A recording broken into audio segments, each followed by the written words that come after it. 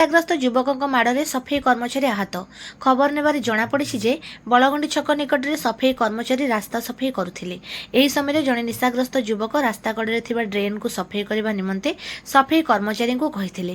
କର୍ମଚାରୀ ଜଣକ ଡ୍ରେନ୍କୁ ସଫା କରିବାକୁ ମନା କରିବାରୁ ଉକ୍ତ ନିଶାଗ୍ରସ୍ତ ଯୁବକ ସଫେଇ କର୍ମଚାରୀଙ୍କୁ ମାଡ଼ ମାରିବା ସହ ତାଙ୍କ ସଫେଇ ଗାଡ଼ିକୁ ମଧ୍ୟ ଭାଙ୍ଗି ଦେଇଥିଲେ। ଏହି ଘଟଣାକୁ ନେଇ ସଫେଇ କର୍ମଚାରୀଙ୍କ ପକ୍ଷରୁ କୁମ୍ଭାରପଡ଼ା ଥାନାରେ ଏକ ଲିଖିତ ଅଭିଯୋଗ କରାଯାଇଥିଲା।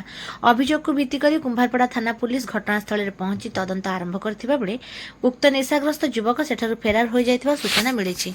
अमित गोपाल कौन काम कर जागृति रे झाड़ू मार सफाई काम करे तापरे से लोग आइतिला आइति ठिया आइतिला से कहला तुम ठंडा पी देली मु कहली आगे हम ड्रेन रो सेपटे हमर रेलाव नै सेपटे हम झाड़ू मारी नै से कहला नै आगे तू ठंडा पीचु मु कहली आगे देखंतु पड़िया में पलटी कर देखाई भी देनु जदि ठंडा बोतल अछि हले देखंतु एठी ता ठंडा सैठी एबा भी पड़ीची तो से सत्य कहला पर तो से मको बडैला कई माने छड़ैबा को आसले नै जते बडे हम ताको बडैबा को गण माने समस्त छड़ैबा को आसले चिनी जे बळे ता फोटो उठाई के रखिछ आज्ञा रखिछ।